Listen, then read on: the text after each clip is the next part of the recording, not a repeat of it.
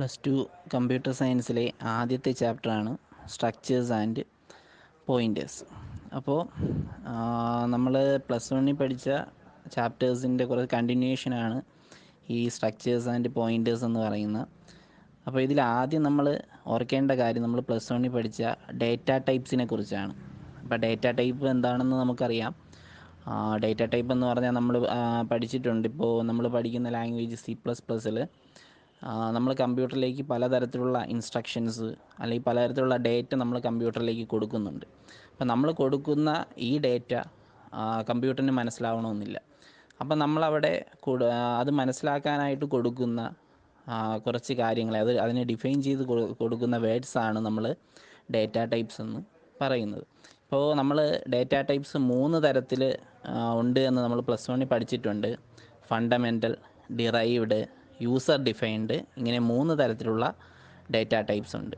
ഇതിൽ fundamental data types എന്ന് പറഞ്ഞാൽ ഓൾറെഡി ഡിഫൈൻ ചെയ്ത് വെച്ചിരിക്കുന്ന ഡേറ്റ ടൈപ്സിനെയാണ് ഫണ്ടമെൻ്റൽ ഡേറ്റ ടൈപ്സ് എന്ന് നമ്മൾ പറയുന്നത്.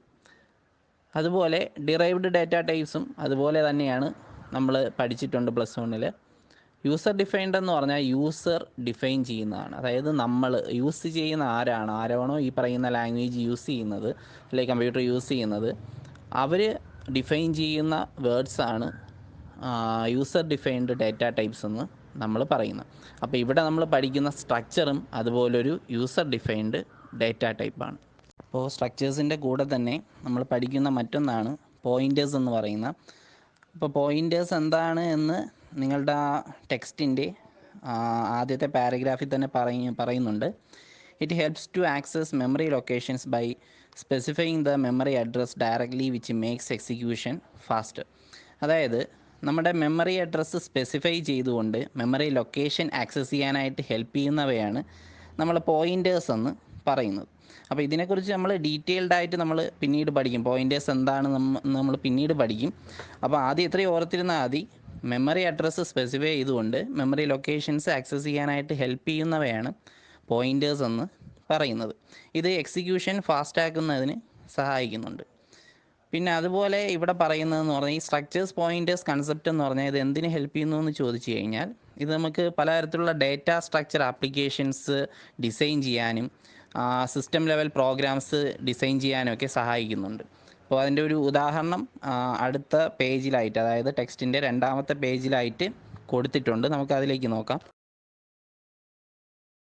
ടെക്സ്റ്റിൻ്റെ 2ാമത്തെ പേജിലേക്ക് നോക്കുമ്പോൾ അവിടെ സ്ട്രക്ചേഴ്സ് എന്ന് പറയുന്ന ഒരു ഹെഡിങ് കൊടുത്തിട്ടുണ്ട്.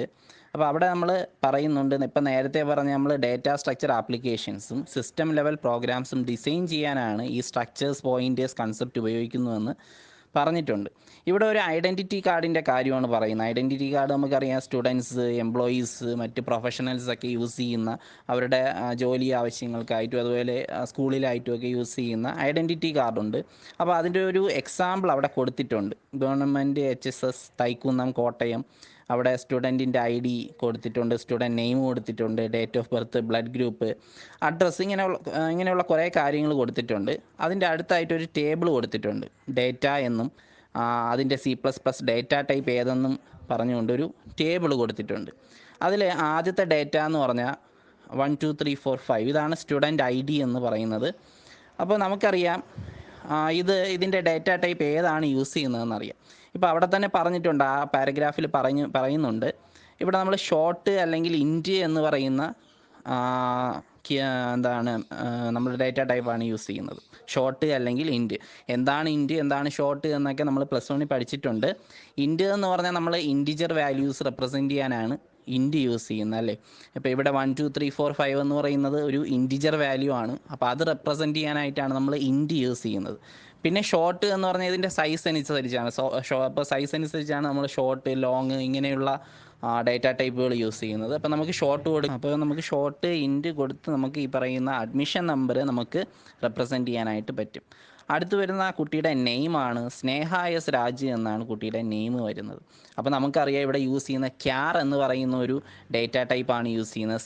CHAR, ക്യാർ എന്ന് പറയുന്ന ഡേറ്റ ടൈപ്പാണ്. നമുക്കറിയാം ഈ പേര് എന്ന് പറയുന്ന ഒരു കുട്ടിയുടെ പേര് എന്ന് പറയുന്നത് ഗ്രൂപ്പ് ഓഫ് ക്യാരക്ടേഴ്സ് ചേർന്നതാണ്, അല്ലേ? ഇപ്പോൾ സ്നേഹ എസ് രാജ്, ആ ക്യാരക്ടേഴ്സ് ചേർന്നാണ് ആ കുട്ടിയുടെ നെയിം എന്ന് പറയുന്നത്. അതുകൊണ്ട് അവിടെ നമ്മൾ യൂസ് ചെയ്യുന്ന ഡേറ്റ ടൈപ്പ് ക്യാർ എന്ന ഡേറ്റ ടൈപ്പാണ്. ഇനി അങ്ങോട്ടുള്ള വാല്യൂസ് അല്ലെങ്കിൽ അങ്ങോട്ടുള്ള ഡേറ്റാസ് നമുക്ക് നോക്കാം. അടുത്ത് പറയുന്നത് ഡേറ്റ് ഓഫ് ബർത്ത് ആണ് അല്ലേ. അതിൽ 20/2/1997 ഇതാണ് ഡേറ്റ് ഓഫ് ബർത്ത് എന്ന് പറയുന്നത്. പിന്നെ ബ്ലഡ് ഗ്രൂപ്പ് O പോസിറ്റീവ്, പിന്നെ അഡ്രസ്സ് കൊടുത്തിട്ടുണ്ട്, സ്നേഹനിലയം, ഗാന്ധിനഗർ, ചെമ്മനവട്ടം, പിന്നെ പിൻ നമ്പർ കൊടുത്തിട്ടുണ്ട്. അപ്പോൾ ഇതിൻ്റെ ഒരു പ്രത്യേകത എന്ന് പറയുന്നത് ഇപ്പോൾ ആദ്യത്തത് ഡേറ്റ് ആണ്, ഡേറ്റ് ഓഫ് ബർത്ത് ആണ് അല്ലേ. അപ്പോൾ അതിൽ 20 അതാണ് ഡേറ്റ് എന്ന് പറയുന്നത്. പിന്നെ സെക്കൻഡ് മന്ത് ആണ്, ഫെബ്രുവരിയാണ് വരുന്നത്, 1997 ഇത് ഇയർ ആണ്. ഈ 3 കാര്യങ്ങൾ ചേർന്ന ഒരു ഡേറ്റയാണ് അവിടെ വന്നിരിക്കുന്നത്. ഡേറ്റ്, മന്ത്, പിന്നെ അതുപോലെ എന്താണ് ഇയർ, ഇത്രയാണ് ചേർന്നിരിക്കുന്നത്. പിന്നെ ഇവിടെ ഒരു പ്രത്യേകത എന്ന് പറയുന്നത് മന്തിൻ്റെ നമ്പറാണ് തന്നിരിക്കുന്നത് അല്ലേ. സെക്കൻഡ് മന്ത് എന്നാണ് തന്നിരിക്കുന്നത്. മന്തിൻ്റെ നെയിം തന്നിട്ടില്ല. ആ ഒരു വേണമെങ്കിൽ നമുക്ക് നെയിം വേണമെങ്കിലും കൊടുക്കാം. അപ്പോൾ ഇവിടെ നമ്മൾ ശ്രദ്ധിക്കേണ്ട കാര്യം ഇതൊരു ഗ്രൂപ്പ്ഡ് ഡേറ്റയാണ്. ഗ്രൂപ്പ്ഡ് ഡേറ്റ എന്ന് പറഞ്ഞാൽ ഒന്നിൽ കൂടുതൽ ഡേറ്റാസ് ചേർന്ന് വരുന്ന ഒരു ഡേറ്റയാണ് അവിടെ കൊടുത്തിരിക്കുന്നത്. നേരത്തെ പറഞ്ഞ പോലെ ഡേറ്റ് വന്നിട്ടുണ്ട്, മന്ത് വന്നിട്ടുണ്ട്, ഇയർ വന്നിട്ടുണ്ട്. അപ്പോൾ ഇത് 3ഉം ചേർന്ന് വന്നിരിക്കുന്നതുകൊണ്ട് ഇതൊരു ഗ്രൂപ്പ്ഡ് ഡേറ്റയാണ്. ഈ ഗ്രൂപ്പ്ഡ് ഡേറ്റ നമ്മൾ കൊടുക്കുന്നതിന് നമുക്കിപ്പോൾ നേരത്തെ പറഞ്ഞ പോലെ നമുക്കറിയാം ഇൻറ്റ്, ക്യാർ ഇതൊക്കെ നേരത്തെ നമ്മൾ ഡിഫൈൻ ചെയ്ത് വെച്ചിരിക്കുന്ന ഡേറ്റ ടൈപ്പുകളാണ്, ഫണ്ടമെൻ്റൽ ഡേറ്റ ടൈപ്പുകളാണ്. അപ്പോൾ ഇതൊന്നും കൊടുക്കുവാനായിട്ട് നമുക്ക് ഡേറ്റ ടൈപ്പുകളില്ല. ഇങ്ങനെ ഒരു ഗ്രൂപ്പ്ഡ് ഡേറ്റ കൊടുക്കുവാനായിട്ട് ഡേറ്റ ടൈപ്പുകൾ നമ്മൾ പഠിച്ചിട്ടില്ല, അല്ലെങ്കിൽ ഇല്ല. അപ്പോൾ അതുകൊണ്ട് നമ്മൾ യൂസർ ഡിഫൈൻ ചെയ്യുന്ന ഡേറ്റ ടൈപ്പുകളാണ് ഇങ്ങനെയുള്ള ഡേറ്റാസ് കൊടുക്കുവാനായിട്ട് യൂസ് ചെയ്യുന്നത്. അതായത് നമ്മൾ നേരത്തെ പറഞ്ഞ പോലെ യൂസർ ഉപയോഗിക്കുന്ന ആൾക്കാർ ഡിഫൈൻ ചെയ്യുന്ന ഡേറ്റ ടൈപ്പുകളാണ് ഈ പറയുന്ന ഡേറ്റയ്ക്ക് യൂസ് ചെയ്യുന്നത്. അതായത് ഇപ്പോൾ ഡേറ്റ് ഓഫ് ബർത്ത് ആയിക്കോട്ടെ, അല്ലെങ്കിൽ അഡ്രസ്സ് ആയിക്കോട്ടെ, ഇതെല്ലാം ഗ്രൂപ്പ്ഡ് ഡേറ്റയാണ്. അപ്പോൾ ഈ ഗ്രൂപ്പ്ഡ് ഡേറ്റയ്ക്ക് നമ്മൾ ഡിഫൈൻ ചെയ്യുന്ന, യൂസർ ഡിഫൈൻ ചെയ്യുന്ന ഡേറ്റ ടൈപ്പുകളാണ് പ്രൊവൈഡ് ചെയ്യുന്നത്. അപ്പോൾ എന്താണ് സ്ട്രക്ചർ എന്ന് താഴെ കൊടുത്തിട്ടുണ്ട്. Structure is a user-defined data type of C++ to represent a collection of logically related data items which may be of different types under a common name. അതായത് logically related ആയിട്ടുള്ള data ഐറ്റംസിൻ്റെ കളക്ഷനെ represent ചെയ്യുന്ന ഒരു user defined data types ആണ് structure എന്ന് നമ്മൾ പറയുന്നത്. അതായത് ഒരു ഉദാഹരണം പറഞ്ഞാൽ നേരത്തെ നമ്മൾ പറഞ്ഞു, ഇപ്പോൾ ഒരു ഡേറ്റ് ഓഫ് ബർത്ത് അല്ലെങ്കിൽ ഒരു ഡേറ്റ് എന്ന് പറയുന്നത് അതിനകത്ത് പ്രധാനമായും 3 കാര്യങ്ങളുണ്ടായിരിക്കും. ഒന്ന് ഡേ നമ്പർ, അല്ലെ ആ ദിവസം ഏതാണ്, അല്ലെ ഡേ ഏതാണ്, ആ ഡേറ്റ് ആ നമ്പർ കാണും. അതുപോലെ മന്ത്, ചിലപ്പോൾ മന്തിൻ്റെ നമ്പർ ആയിരിക്കും, അല്ലെങ്കിൽ അതിൻ്റെ നെയിം ആയിരിക്കും, ജാനുവരി, ഫെബ്രുവരി, അല്ലെങ്കിൽ 1, 2 എന്ന് അതിൻ്റെ നമ്പർ ആയിരിക്കും കൊടുത്തിരിക്കുന്നത്, അല്ലെങ്കിൽ ഇയർ കാണും. അപ്പോൾ ഈ 3 കാര്യങ്ങളും റിലേറ്റഡ് ആണ് അല്ലേ. അപ്പോൾ ഇയർ, മന്ത്, ഡേറ്റ് ഇത് റിലേറ്റഡ് ആണ്. ഈ റിലേറ്റഡ് ആയിട്ടുള്ള ഐറ്റംസിനെല്ലാം ചേർത്തുകൊണ്ട് ഒരു ഡേറ്റ് വന്നാൽ അതിപ്പോൾ നമ്മളിപ്പോൾ ഡേറ്റ് ഓഫ് ബർത്ത് ആയിട്ടോ അല്ലെങ്കിൽ അത് ഒരു ഡേറ്റ് ആയിട്ട് നമ്മൾ കൺസിഡർ ചെയ്യും അല്ലേ. അപ്പോൾ 3 കാര്യങ്ങൾ ചേർന്ന് വരുന്നതാണ് ആ ഡേറ്റ് എന്ന് പറയുന്നത്. അപ്പോൾ അത് റെപ്രസെൻ്റ് ചെയ്യാനായിട്ട് നമ്മൾ കൊടുക്കുന്ന യൂസർ ഡിഫൈൻഡ് ഡേറ്റ ടൈപ്പ് ഏതാണോ, ഏതെങ്കിലും ഒരു ഡേറ്റ ടൈപ്പ് നമ്മൾ ഡിഫൈൻ ചെയ്യുകയാണെങ്കിൽ അതിനെയാണ് നമ്മൾ സ്ട്രക്ചർ എന്ന് പറയുന്നത്. ആ ഡേറ്റ ടൈപ്പിനെയാണ് നമ്മൾ സ്ട്രക്ചർ എന്ന്, യൂസർ ഡിഫൈൻഡ് ഡേറ്റ ടൈപ്പാണ് സ്ട്രക്ചർ എന്ന് പറയുന്നത്. അടുത്ത പേജിലായിട്ട് സ്ട്രക്ചറിൻ്റെ ഡെഫിനിഷൻ കൊടുത്തിട്ടുണ്ട്. അത് നമ്മൾ ഇമ്പോർട്ടൻ്റ് ആണ്, നന്നായിട്ട് നമ്മൾ പഠിച്ചു വയ്ക്കേണ്ട ഒരു കാര്യമാണ്. അവിടെ കൊടുത്തിട്ടുണ്ട്, അവിടെ സ്ട്രക്റ്റ്, അതായത് STRUCT സ്ട്രക്റ്റ്, പിന്നെ സ്ട്രക്ചർ ടാഗ്, പിന്നെ 2 ബ്രേസസിനകത്തായിട്ട് data type variable 1, data type variable 2, അങ്ങനെ വന്നിട്ട് ഡേറ്റ ടൈപ്പ് വേരിയബിൾ N വരെ കൊടുത്തിട്ടുണ്ട്. അപ്പോൾ ഈ സിൻറ്റാക്സിൽ ആദ്യം പറഞ്ഞിരിക്കുന്ന സ്ട്രക്റ്റാണ്, STRUCT സ്മോൾ ലെറ്റേഴ്സിൽ സ്ട്രക്റ്റ് എന്നാണ് കൊടുത്തിരിക്കുന്നത്. ഈ സ്ട്രക്റ്റ് എന്ന് പറയുന്ന ഒരു കീവേഡാണ്. ഒരു സ്ട്രക്ചർ നമ്മളിപ്പോൾ നേരത്തെ പറഞ്ഞ പോലെ ഏത് സ്ട്രക്ചറാണോ കൊടുക്കുന്നത് ആ സ്ട്രക്ചറിനെ ഡിഫൈൻ ചെയ്യാനായിട്ട് കൊടുക്കുന്ന കീവേഡാണ് സ്ട്രക്റ്റ് എന്ന് പറയുന്നത്.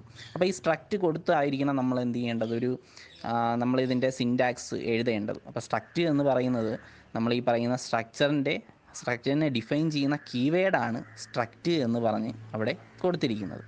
പിന്നെ അതിൻ്റെ അടുത്തായിട്ട് സ്ട്രക്ചർ ടാഗ് എന്ന് കൊടുത്തിട്ടുണ്ട്. ഇതൊരു ഐഡൻറ്റിഫയർ ആണ്.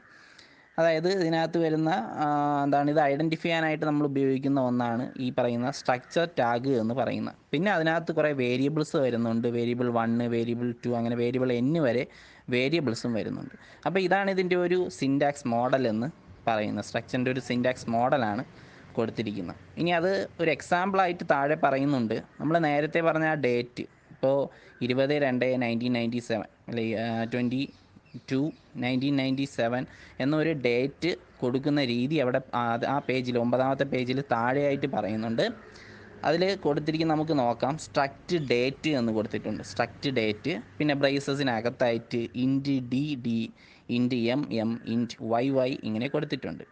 ഇതിൽ നേരത്തെ നമ്മൾ പറഞ്ഞ പോലെ ഡേറ്റ് എന്ന് പറയുന്നത് സ്ട്രക്ചർ ടാഗായിട്ടാണ് യൂസ് ചെയ്തിരിക്കുന്നത്. സ്ട്രക്ചർ ടാഗിൻ്റെ വേറൊരു പേര് സ്ട്രക്ചർ നെയിമാണ്. നമ്മൾ ആ സിൻറ്റാക്സിൽ കൊടുത്തിരിക്കുന്ന സ്ട്രക്ചർ ടാഗിന് പകരമായിട്ടാണ് ഇവിടെ നമ്മൾ ഡേറ്റ് കൊടുത്തിരിക്കുന്നത്. അതുപോലെ ആദ്യം നേരത്തെ പറഞ്ഞ പോലെ സ്ട്രക്റ്റ് കൊണ്ടാണ് നമ്മൾ തുടങ്ങിയിരിക്കുന്നത്. സ്ട്രക്റ്റ് കൊണ്ട് തുടങ്ങിയിരിക്കുന്നു.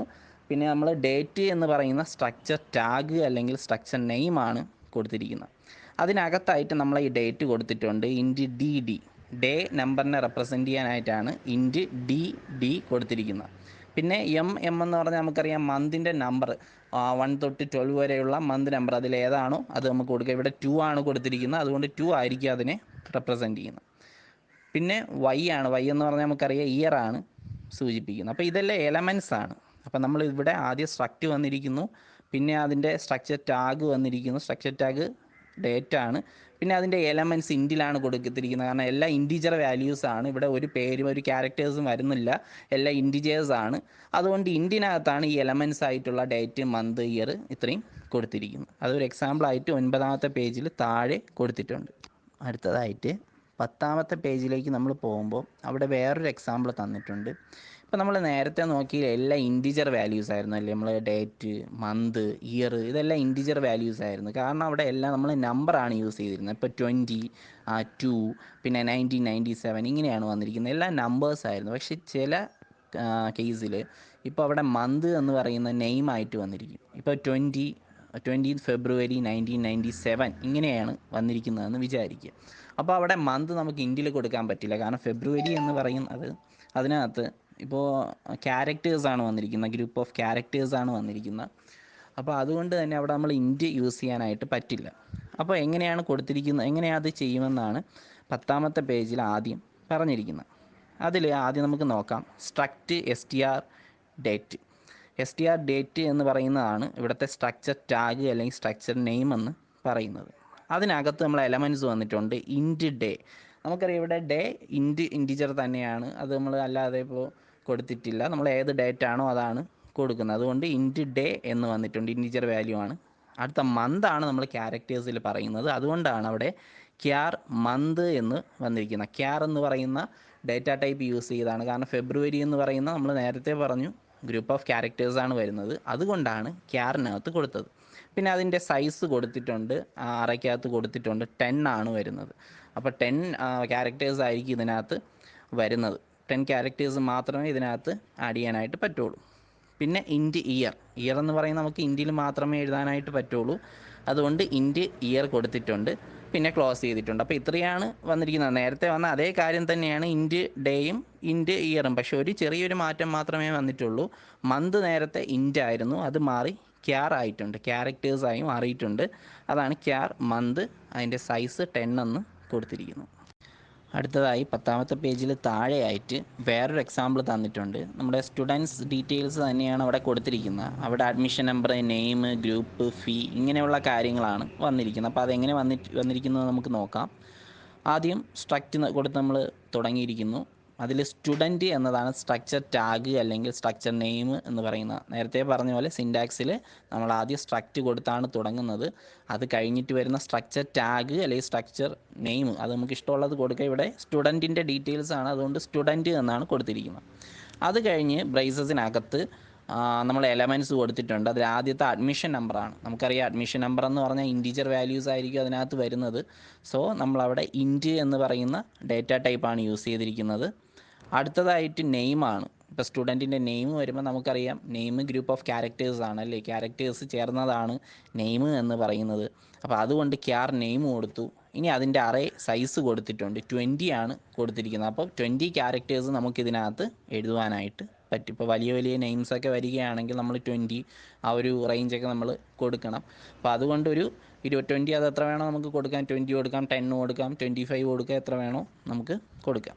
പിന്നെ വരുന്ന ഗ്രൂപ്പാണ്, ഏത് ഗ്രൂപ്പിനകത്ത് വരുന്നത്, സയൻസ് ആണോ, കൊമേഴ്സ് ആണോ, അല്ലെങ്കിൽ ഹ്യൂമാനിറ്റീസ് ആണോ, അങ്ങനെ ഏത് ഗ്രൂപ്പിൽ വരുന്നു. അതുകൊണ്ടാണ് അത് ക്യാറിൽ കൊടുത്തിരിക്കുന്നത്. അത് ഗ്രൂപ്പ് ഓഫ് ക്യാരക്ടേഴ്സ് ആണ്. അതിൻ്റെ സൈസും കൊടുത്തിട്ടുണ്ട്, 10 ആണ് കൊടുത്തിരിക്കുന്നത്. ലാസ്റ്റ് വന്നിട്ട് ഫ്ലോട്ട് ഫീ എന്നാണ് വന്നിരിക്കുന്നത് അല്ലേ.